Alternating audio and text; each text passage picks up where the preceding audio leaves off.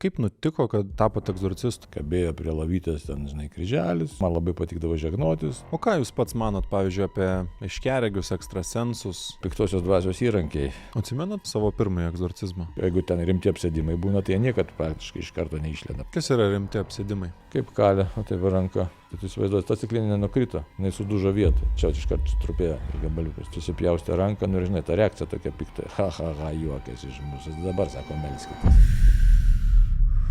Pamečiau klausimą beveik.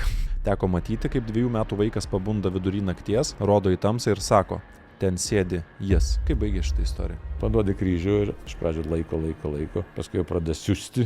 Žinai, kad versta kryžių aukštyn galvą. Ir šventas raštas, kas sako, nebijokit, netaip lengva nebijot. Ir jaučiasi, kad net ne su tuo žmogum, kuris atėjo Tai bendrauti. žinoma, tai dar daužo save, ar čia į grindis daužos ir panašiai, jis to nenori daryti. Nu ir ko baigėsi? Baigėsi labai liūdnai. Baigėsi abu, kad 2 lavonai.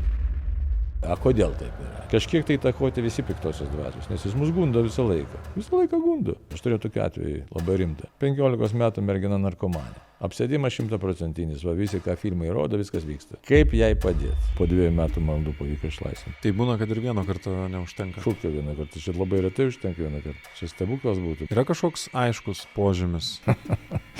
Šventų dalykų baimė, didelė jėga, kalbėjimas svetimom kalbom ir slapiningų dalykų žinojimas. Piktoji dvasia visą laiką kreipiasi į žmogų mirtingasis. Vienantinis žodis, o iš kur tokį žodį ištraukti mirtingasis mūsų kultūroje, ne? Pastumė va taip kaip šapelė, ir nešneka su tavim. Jam žemą šnekėti su mumis. Kokia gyvenimo prasmė? Būties prasmė tai